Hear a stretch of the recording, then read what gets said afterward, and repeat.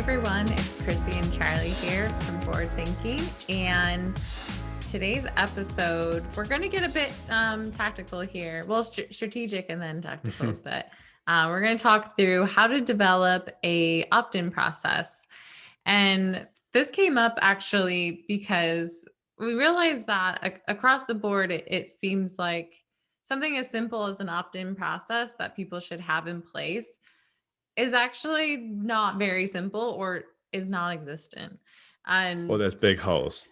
Or big holes. And I think people will think about an opt-in process as just in the simple regards of someone fills out a form, but that's not always the case. And that's not always how, people will come in contact with you or get into your database. And so there's so much more to that. And also developing the strategy doesn't mean working in a silo either.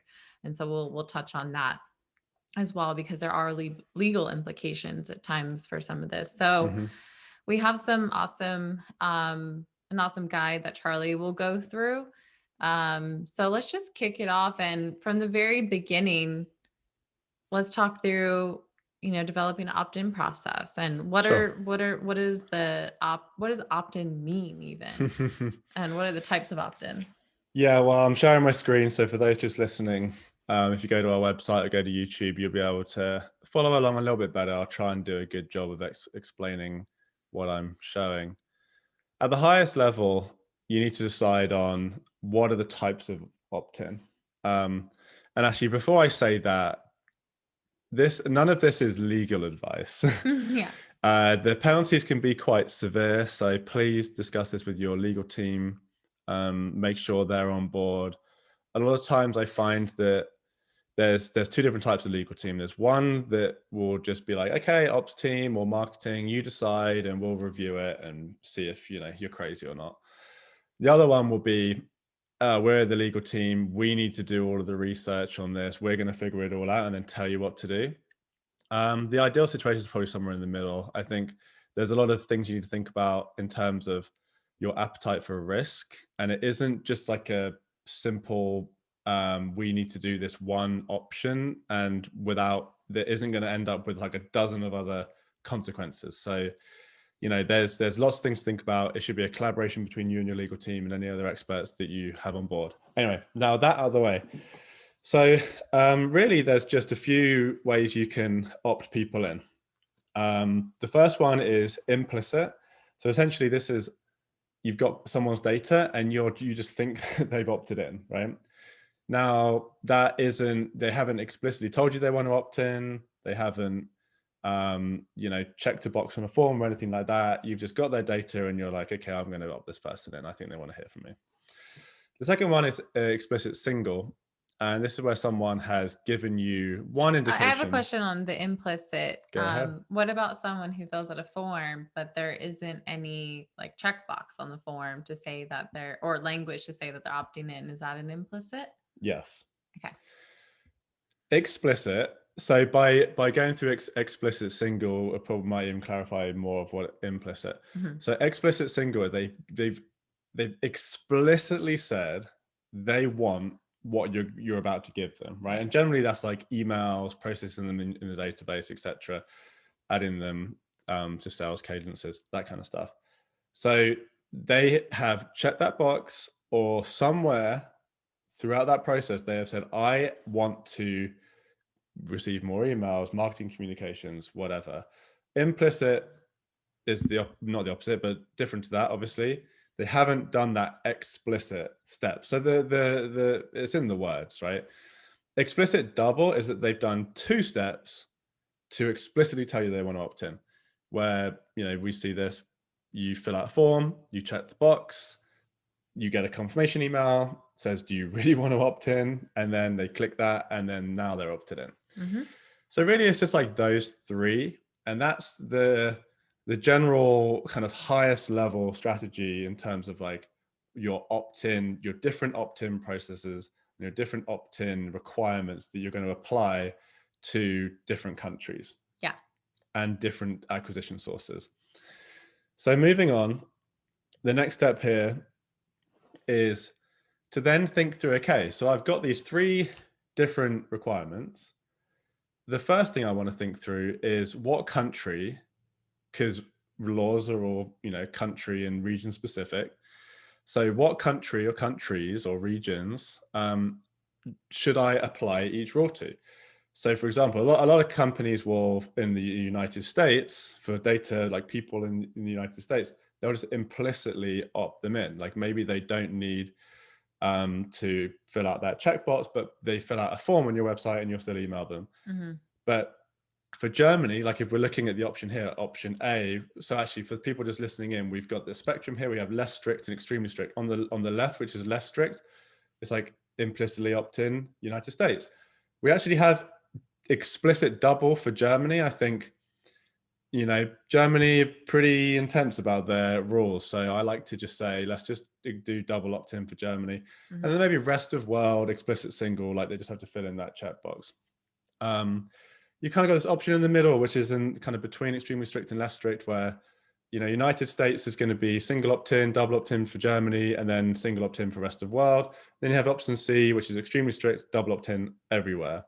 So where you sit on this spectrum is entirely dependent on multiple things. One, your appetite for risk, right? Because all of these rules are just have all of these gray areas and interpretations within them. So it's very difficult to know, and it's really dependent on if you're going to be have complaints and things like that about whether you're at risk. And at the same, and so a lot of companies, they might think, okay, well, the risk is low, but we really need to target this specific region. It's like a huge strategic goal for us to move into the EU. So we can't double opt in everyone, because then that's, reducing the amount of people we can communicate with. Yeah.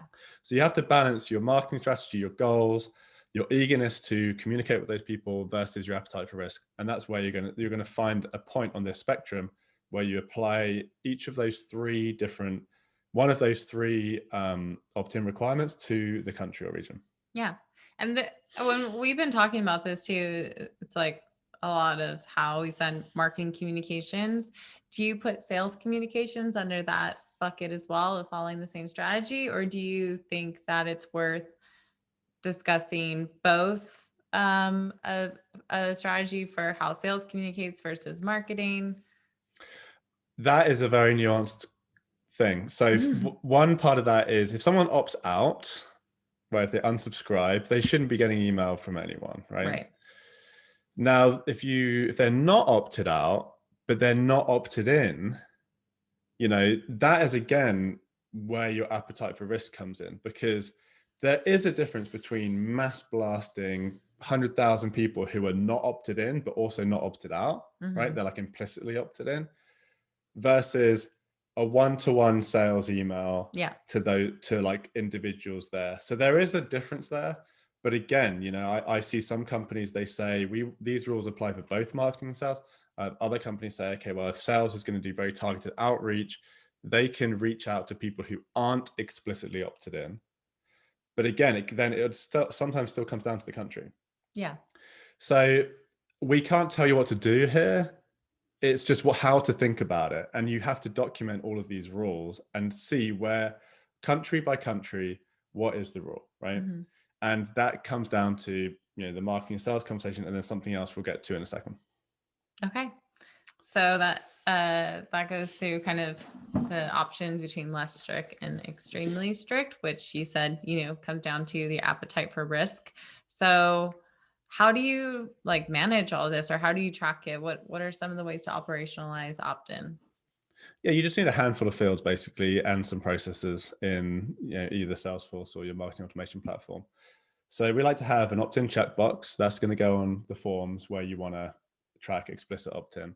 An opt-in status, this is one thing that a lot of people don't have, that we find. They'll have an opt-in checkbox, but you need more nuance within their opt-in, right?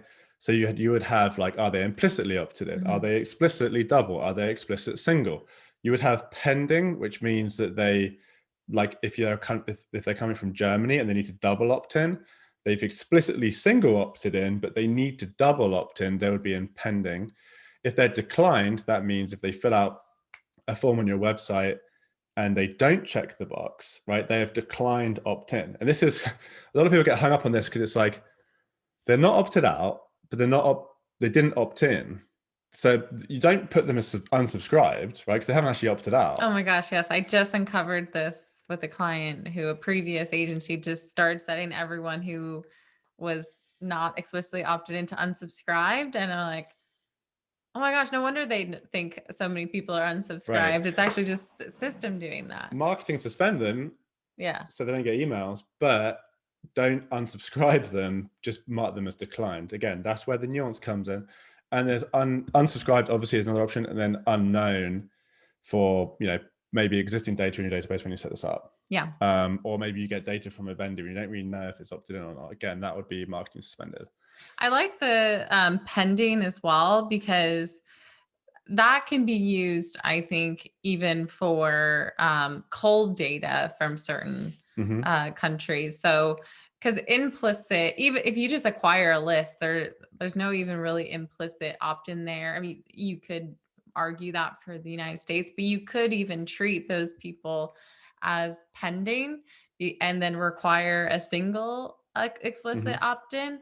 And I've done this a lot, where then you have like a pending marketing where maybe you send them a few emails to try and get them to opt in. And then if they don't, then you can potentially move them like out of pending into decline, or keep them in pending, whatever it is, but you don't email them again. Yep. And that's something that I think can work really well too. Yeah, and there's one that we don't have on here, which is expired. So you can have rules around if maybe you implicitly opt people in, but they don't engage with emails for a year, they should move to expired. Oh yeah, I love that. And you're going to have opt-in source. That's going to be basically where you got some details around where you got the data from. Opt-in date is going to be the date they actually like were opted in 100%. So double, single, implicit, one of those. Unsubscribed checkbox, obviously you will already have that. Opt-out date, and then a marketing suspended reason, which is going to be variable, right? So if they're like pending and they're in their marketing suspended, then the marketing suspended reason would be their pending double opt-in. So once you have that data structure set up, you should probably have this data in both Salesforce and your marketing automation platform. I don't like it when people just build that out in just Marketo or something. I think sales needs visibility in Salesforce, and then you're going to have to synchronize that data to your sales engagement platform as well. So, and then try and come up with a diagram like this so you can articulate it. So so what I find a lot when I work with clients, because we do these type of projects all the time, is there's so much back and forth with coming up with the rules. You need an easy way to show it. So what I'm showing here, if people aren't watching, is just a process diagram showing data coming in, you know, opt-in, true or false, country, Germany or not Germany, and then what's going to happen with data value changes to the fields I just described, and you know, the double opt-in process, the single opt-in process, etc. So once you can try and, you know, build a diagram like this, so to try and essentially get the whole team to agree, because you need all of the different functional areas to agree on the plan. Now, this is just a simple version. Once you actually start building this out, it might look like something like this, where you've gone through all of your acquisition sources down here. So on the left, I have like LinkedIn lead gen forms, your content forms, different forms on your website, data coming from Salesforce, SiftRock, Drifty, Drifty is called Drifty email, right? Yeah. Your customer data, G2 data, list uploads from events and partners, etc. And each of these has a different process. Yeah. Now, this is where 99.999% of people or companies fall flat and they've missed, because every time we audit opt-in, like most of the time, or sometimes forms aren't even covered, but most of the times forms are covered. Maybe they've got checkbox, they've got some processes to opt people in, but they've forgotten about data coming through the API, data coming through Salesforce. So you have this huge part of your database that hasn't run through your opt-in processes. So you don't know if they're opted in or out. Maybe by default, kind of you're opting them in when you shouldn't, or even you're opting them out or not opting them in when you should. So therefore your marketable database isn't really reflecting reality. Totally. Yeah. Even to tag on the form part, like some of these new event platforms, you're using their forms and landing pages. And I've seen that there's no way to handle the opt-in correctly there either. And so then you're missing out on that. So audit all of your data acquisition sources. So there's There's really just two major things: data acquisition source and country. Because you need to know 2 data points. You need to know what their country is and if they're opt-in, true or false, right? And with those 2 pieces of data, you can apply the opt-in logic that you decided on that risk spectrum to all of your data acquisition sources. So like, oh, they came from this. Oh, and their country is this, and they are opted in, then do this. Oh, they came from this other thing, and their country is this other country, but they're not opted in, do that. And then that's when you update the status. You either marketing suspend or you don't. You know, all of the processes and the data value changes that I mentioned. Yeah. I like on here too, you have some areas for enrichment, because I think that your second piece, like you said, country is necessary. And a lot of the sources of these people might be missing a country. And that's where pending can come in too. Yeah. And so, but if you're able to then try to enrich that with the right country, then that'll just make your process even better. Totally. Yeah. And I mean, the one thing I like, and I think it's just, you kind of have to do it, is have country in all of your forms. So you know, and whether that's like a form enrichment tool, kind of like Clearbit or Zoom Info, Form Complete or something like that, that can be good, even if it's not going to be 100% accurate every single time. But asking for the country on your forms really helps your opt-in processes. Because like I said, you need to know the opt-in checkbox, true or false, of the country and the data acquisition source. Once you've got those things, 3 things covered, your rules can be applied. Any one of those things is missing, it's hard to know what to do. And you're probably gonna have to put them into pending until you know. Yeah, totally. Cool. Well, hopefully that was helpful for you guys as you go through setting up your opt-in process. The key thing is to make sure you're accounting for all of the sources of data and knowing that you also need to account for the country data to make this effective. So that was great. We'll have work with your legal team. And we're with the legal team. So we'll have to get sued. If you do get sued, you at least want your what you got sued for to have been approved by your legal team. Exactly. So hopefully that was helpful. We'll have the charts available tied to this episode as well. And we'll see everyone on the next episode of Forward Thinking.